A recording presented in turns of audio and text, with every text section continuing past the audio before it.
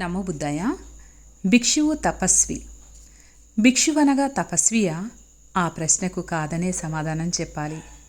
ఈ సమాధానం భగవానుడే తపస్వి అయిన నిగ్రోధునితో జరిపిన సంవాదంలో స్పష్టం చేశాడు. బుద్ధుడు ఒకప్పుడు రాజగృహ సమీపంలో రాబందుల పర్వతంపై నివసిస్తున్నాడు. అదే కాలంలో మహారాణి ఉదంబరిక పరివ్రాజకుల కోసమై కేటాయించిన ఉద్యానవనంలో నిగ్రోధుడను పరివ్రాజకుడు అనేక మంది పరివ్రాజకులతో పాటు ఉంటుండేవారు. భగవానుడు ఒకరోజు రాబందుల పర్వతాన్ని నుండి కిందకు వచ్చి సుమగద రొడ్డున గల నెమలులు గింజలు తినే మైదానంలో పచార్లు చేస్తూ స్వచ్ఛమైన గాలిలో విహరింపసాగాడు.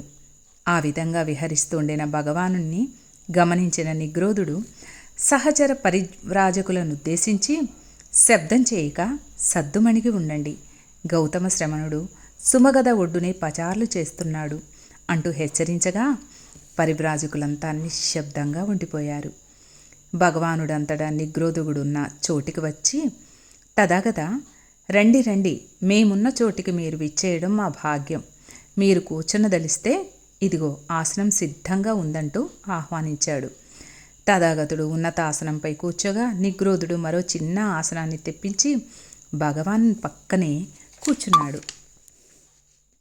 ఆ తర్వాత నిగ్రోధుడు బుద్ధునితో ఇలా సంభాషణ ప్రారంభించాడు. మేముంటున్న చోటుకు గౌతమ శ్రమణులు విచ్చేశారు కనుక వారికి మేమొక ప్రశ్న అడగదలిచాము. సర్వోన్నతులైన మీరు మీ అనుయాయులకు ఏ ధర్మం బోధించి అందులో వారు శిక్షితులై జ్ఞాన సముపార్జన చేసి ధార్మికులుగా చేస్తున్నారు? నిగ్రోధ, ఏ ధర్మ విధానాన్ని బోధించి నా అనుయాయులకు అందులో సుశిక్తులు గావించి వారు జ్ఞాన సముపార్జన చేసి ధార్మికులుగా చేయగలుగుతున్నానో అది ఒక్క మాటలో లేక ఒక్క వివరణలో చెప్పడం చాలా కష్టమైన విషయం. బోధన సాధన ద్వారానే అది సాధ్యమవుతుంది. కానీ నిగ్రోధ, నాకు వేసిన ప్రశ్ననే నీవు వర్తించుకొని మీరనుసరించే నియమనిష్టలు కఠోర వ్రతాల వలన మీకు ఏ ఫలితాలు లభిస్తాయో ఏ ఫలితాలు లభించవో తెలుపండి అంటూ భగవానుడిలా అడిగాడు. అందుకు నిగ్రోధుడు భగవాన్తో ఇలా సమాధానమిచ్చాడు. సుగద, కఠోరమైన జపతపాలతో మా శరీరాలను కృషింపచేసుకుంటాము.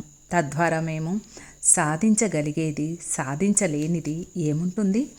అయితే ఓ నిగ్రోధుడా, ఒక పరివ్రాజకుడు దిగంబరి అయి అసభ్యకరమైన అలవాట్లతో తన చేతులు నాకుకుంటూ సమీపించిన వారిని గౌరవించక, ఇతరులు ఏది ఇచ్చినా స్వీకరింపక, తనకై తెచ్చిన దానిని కానీ లేక తయారు చేయబడిన దానిని కానీ స్వీకరింపక, ఎవరి ఆహ్వానాన్ని మన్నించడనుకుందాం. వండిన వంట పాత్ర నుండి వడ్డించినది ఏదీ స్వీకరించడు. పెట్టెలోనిది, మట్టిలోనిది, బుట్టలోనిది స్వీకరించడు. ఇద్దరు కలిసి భోంచేస్తున్న వారి నుండి కానీ, గర్భవతి అయిన స్త్రీ నుండి కానీ, అస్వస్థునికి ఉపచర్యలు చేస్తున్న తల్లి నుండి కానీ, పురుషునితో సంగమించిన స్త్రీ నుండి కానీ ఏదీ గ్రహింపడు. కరువు ప్రాంతం నుండి స్వీకరించబడిన దాన్ని, కుక్క నిలిచిన చోట నుండి గ్రహింపబడిన దాన్ని ఈగలు ముసిరిన చోట నుండి కానీ స్వీకరించడు. చేప మాంసం ముట్టడు. మత్తు పదార్థాలను, చివరకు మత్తు గొలిపే గంజినైనా ముట్టడు. ఒక ఇంటి నుండి భిక్షను గ్రహిస్తాడు. ఒక్క ముద్ద ఆహారమే తీసుకుంటాడు, లేక రెండిళ్ల భిక్షనే గ్రహిస్తాడు. 2 ముద్దల ఆహారాన్నే తీసుకుంటాడు, లేదా 7 ఇళ్ల భిక్షనే గ్రహిస్తాడు. 7 ముద్దల ఆహారాన్నే తీసుకుంటాడు. ఒకే భిక్షకో లేక 2 భిక్షలకో లేక 7 భిక్షలతో పరిమితమై ఉంటాడు. రోజుకొక్కసారి లేక రోజుకు 2 పూటలకొక్కసారి లేక 7 రోజులకొక్కసారి మాత్రమే భుజిస్తాడు. ఈ ఆహార నియమాన్ని పక్షానికి ఒక పర్యాయమని కూడా పాటిస్తాడు. కుండలలో మొలకెత్తించిన మొక్కలను కానీ, అడవి బియ్యాన్ని కానీ, లేక నిపర విత్తనాలను కానీ, బియ్యపు సంగటిని కానీ, చెక్క ముక్కలు కానీ తింటాడు, లేక హఠం వేస్తాడు. తవుడు తింటాడు. విత్తనాల పొట్టుతో పొట్ట నింపుతాడు. గడ్డిని, మట్టిని, పేడను, పండ్లను, వేళ్లను లేక గాలికి రాలిన వాటినే భుజిస్తాడు. ముతక గొంగళలను కానీ లేక ముతక దుప్పట్లనే కానీ వాడతాడు. శవంపై కప్పబడిన బట్టను కానీ, ముతక వస్త్రాలను కానీ, తీర్థపు చెట్టు వెంట్రుకలతో బెరడుతో తయారైన బట్టను కానీ ధరిస్తాడు. లేడి చర్మాన్ని కానీ లేక దుప్పి వెంట్రుకలతో చేయబడిన దాన్ని కానీ ధరిస్తాడు. కుశతీగలతో చేసిన వస్త్రాలను కప్పుకుంటాడు. చెట్టు బెరడులోని లేక పొట్టుతో పూనబడిన బట్టను కానీ, మనిషి వెంట్రుకలతో లేక గుర్రపు వెంట్రుకలతో లేక గుడ్లగూబ రెక్కలతో తయారైన బట్టనే ధరిస్తాడు. తలపైన కానీ గడ్డంపైన కానీ వెంట్రుకలు మొలవనివ్వడు. అలా మొలిచిన వెంట్రుకల్ని పీకివేస్తాడు. 2 కాళ్లపై నించునే ఉంటాడు, లేక మోకాళ్లపైనే ఉంటాడు, లేక కూర్చొనే ఉంటాడు. ముళ్లపై పడుకుంటాడు. ఇనుప చీలలు అమర్చి దానిపై పడుకుంటాడు. చెక్కపై పరుంటాడు. నేలపైనే నిద్రిస్తాడు. ఒకవైపునే పరుంటాడు. మట్టి మురికి వంటికి రాసుకొని బహిరంగంగా గాలిలో ఉంటాడు. లేదా ఇష్టమొచ్చిన రీతిలో కూర్చుంటాడు. చెత్త తింటాడు. కుళ్ళినవే తింటాడు. నీళ్లు తాగడు, లేదా చన్నీళ్లే తాగుతాడు. అది రోజుకి 3 సార్లే. అయితే నిగ్రోధ, జపతపాలనేవి ఇన్ని కఠోర నియమాలను పాటిస్తూ జరుపుతారు కదా, అవి భగవంతుడు అని భగవానుడు ప్రశ్నించగా, అవును భగవానుడా, ఇన్ని కఠోర నియమాలను పాటిస్తేనే జపతపాలు కొనసాగించాలని నిగ్రోధుడు జవాబిచ్చాడు.